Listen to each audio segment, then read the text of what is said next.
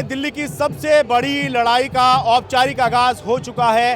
कन्हैया कुमार जो कि कांग्रेस के उम्मीदवार हैं, इंडिया गठबंधन के उम्मीदवार हैं, यानी कि कांग्रेस और आम आदमी पार्टी के साझे उम्मीदवार हैं, ये अपनी नामांकन यात्रा निकाल रहे हैं। हालांकि क्योंकि आज नामांकन का आखिरी दिन था और कहीं गड़बड़ ना हो जाए, इसलिए कन्हैया कुमार ने नामांकन यात्रा निकालने से पहले ही अपना नामांकन दाखिल कर दिया है। तो नामांकन दाखिल करने के बाद ये रोड शो कर रहे हैं और ये देखिए कन्हैया कुमार हैं, हाथ में संविधान की जो मूल प्रस्तावना है उसकी फोटो लेकर कन्हैया कुमार चल रहे हैं।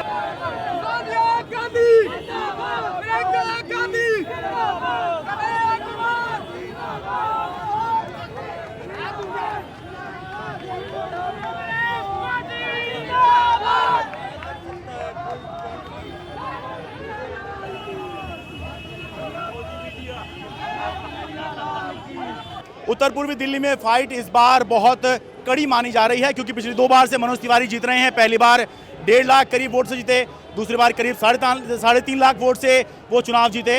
अब उसके बाद में अब कांग्रेस के उम्मीदवार कन्हैया कुमार यहाँ से बने हैं। दोनों ही जो उम्मीदवार हैं, चाहे वो कांग्रेस के हों बीजेपी के हों, दोनों ही पूर्वांचली चेहरा हैं और संविधान बचाने के नाम पर इस बार पूरा जो विपक्ष का गठबंधन है, इंडिया गठबंधन, वो चुनाव लड़ रहा है। और इसीलिए संविधान की एक प्रति यानी मूल प्रस्तावना जो है संविधान की, we the people of India, हम भारत के लोग से जो शुरू होती है संविधान की मूल प्रस्तावना, यहाँ अपने साथ इसकी फोटो लेकर कन्हैया कुमार चल रहे हैं।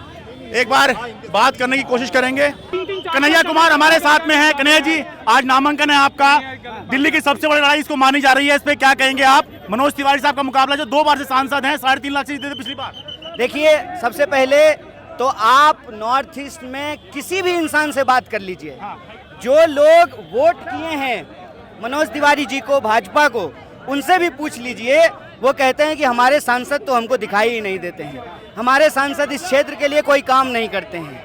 मतलब इस क्षेत्र की जो जनता है वो सांसद के काम से नाखुश है। उनको लगता है कि इस क्षेत्र में जो भाजपा है, जो भाजपा के सांसद हैं, उन्होंने कोई काम नहीं किया है। तो एक तरफ झूठ है, दूसरी तरफ सच्चाई है, एक तरफ अन्याय है, दूसरी तरफ न्याय है। तो ये लड़ाई 2 व्यक्ति के बीच की नहीं है, ये लड़ाई अन्याय और न्याय के बीच है। वो मोदी जी के नाम पे वोट मांग रहे हैं, आप किसके नाम पे वोट मांग रहे हैं? मैंने देखा कि संविधान की कॉपी आप साथ में लेकर चल रहे थे। हम तो काम के नाम पे ही वोट मांग रहे हैं।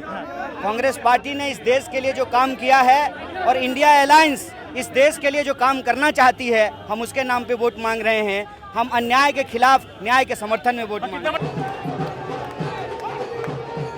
अच्छी खासी भीड़ और जोशीली भीड़ के साथ कन्हैया कुमार अपना रोड शो निकाल रहे हैं। देखिए, जैसा कि मैंने बताया, इस भीड़ में सभी तरह के लोग हैं, कांग्रेस के भी हैं, आम आदमी पार्टी के भी हैं, लेफ्ट के भी हैं, NSUI के भी हैं और दूसरे जो छात्र संगठन हैं उनके भी लोग हैं। काफी जोश कन्हैया के लिए दिखाई दे रहा है।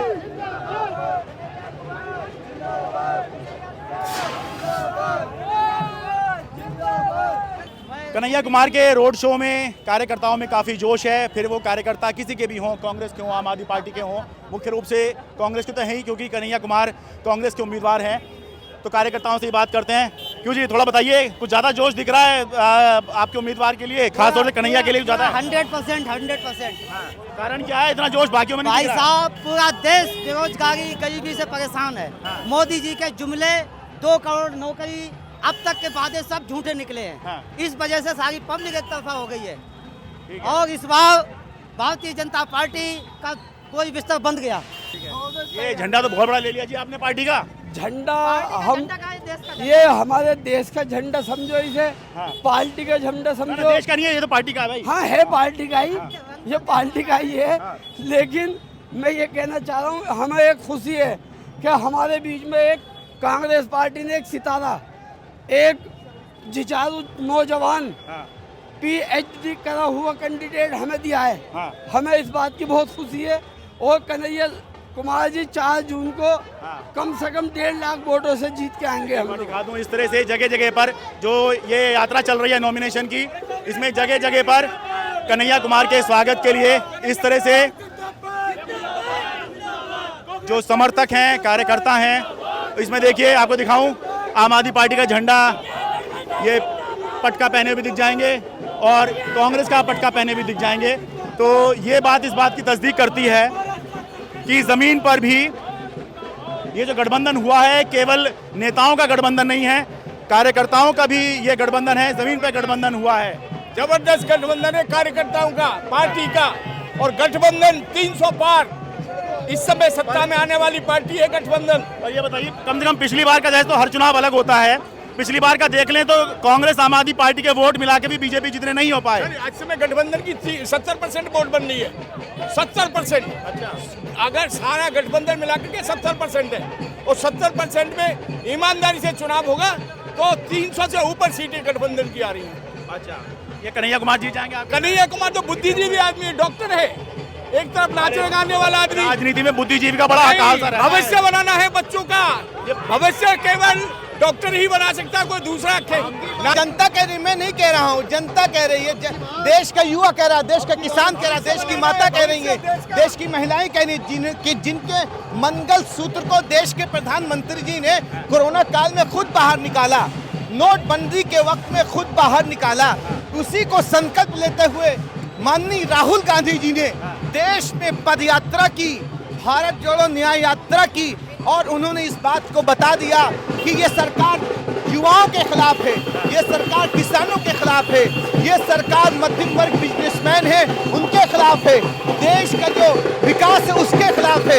इसलिए आप आक्रोश देख सकते हैं किस तरीके से नौजवानों में, बूढ़ों में, बच्चों में एक आक्रोश, एक जन आक्रोश देखने को मिला।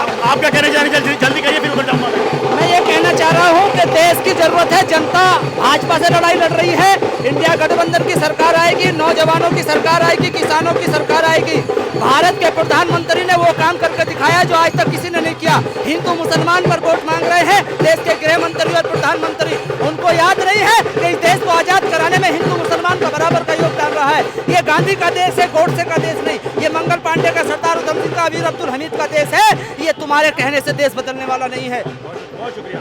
तो एक बार ऊपर की तरफ आ जाएं, एक बड़ी तस्वीर दिखाने की कोशिश करता हूं, थोड़ा ऊंचाई से ज़्यादा दिख जाती है। हाँ जी, आप क्या कहना, जल्दी बताइए। सर, कन्हैया कुमार बहुत भारी बहुमतों से जीत रहे हैं और ये कांग्रेस और आम आदमी पार्टी के वोट मिला के भी पिछली बार बीजेपी से ज़्यादा नहीं हो रहे। हर चुनाव वैसे तो अलग होता है, लेकिन कैसे, किस आधार पे आप ये मान रहे हैं कि आपका उम्मीदवार जीत जाएगा? सर, पहले जुमले भी तो थे ना, जुमले कहाँ गए? आम आदमी पार्टी कांग्रेस का वोट 1 लाख वोट से ज्यादा जीतेंगे कन्हैया कुमार जी। बहुत बढ़िया, शानदार व्यक्तित्व है, शानदार, जेएनयू के पढ़े हुए, जेएनयू से पढ़े हुए, बहुत बड़े मार्जिन से जीत होने वाली है। बहुत बड़ी लड़ाई है इस बार मार्जिन की। लड़ाई तो बड़ी है। और दूसरी चीज, अब जो गठबंधन हुआ है ना, ये उत्तर पूर्वी दिल्ली के अंदर, नॉर्थ ईस्ट के अंदर आप देखना, दिल्ली के अंदर बहुत बड़ा बदलाव आने वाला है इस बार। क्योंकि बहुत शुक्रिया, एक बार फिर से दिखाता हूँ। सातों सीटें जीतेंगे, सातों। भाजपा ने खुद बदले, 7वां जनता बदलेगी। 6 टिकट तो भाजपा ने खुद बदल दिए, 7वां जनता बदलेगी। ठीक है। पत्रकार बंधुओं, मैं मीडिया के माध्यम से कहना चाहूँ, देश के चौथे स्टम्प आप देश की सच्चाई दिखानी शुरू कर दो। बिल्कुल सच्चाई दिखा रहे हैं, ये देखिए, कहना पड़ेगा काफी जोशीला और भीड़ भाड़ वाला, भीड़ भाड़ से परिपूर्ण शक्ति प्रदर्शन जिसे कहते हैं। वैसे तो शक्ति प्रदर्शन इससे कम पे भी हो जाता, लेकिन काफी जोशीला ये रोड शो, कार्यकर्ताओं में जोश लगातार मुझे बोलना पड़ रहा है कि बहुत ज़्यादा जोश कन्हैया कुमार की वजह से, एक कैंडिडेट की वजह से इतना जोश। ये बताता है कि आखिर कैंडिडेट, पार्टी तो इम्पोर्टेंट होती है चुनाव में, लेकिन कैंडिडेट क्यों इम्पोर्टेंट होता है, और कैंडिडेट अगर कन्हैया कुमार जैसा हो जाए तो किस तरह से जो काडर है, जो कार्यकर्ता हैं, जो परसेप्शन है, उसमें एक नई ऊर्जा का संचार भी किया करता है। बाकी उत्तर पूर्वी दिल्ली की जनता तय करेगी। उत्तर पूर्वी दिल्ली में केवल इस बार नहीं, पिछली बार भी मुकाबला कड़ा था, जब बीजेपी के मनोज तिवारी के सामने कांग्रेस ने पूर्व मुख्यमंत्री शीला दीक्षित को उतार दिया था। इस बार मनोज तिवारी के सामने कन्हैया कुमार को कांग्रेस ने उतारा है। आने वाले दिनों में, यानी कि जब तक चुनाव के नतीजे नहीं आ जाते, चुनाव नहीं हो जाता, तब तक ये सीट और कन्हैया कुमार बनाम मनोज तिवारी की ये लड़ाई की कहानियां चर्चा में बनी रहेंगी। दिल्ली से अपने कैमरा सहयोगी कानन पात्रा के साथ में शरद शर्मा, NDTV इंडिया।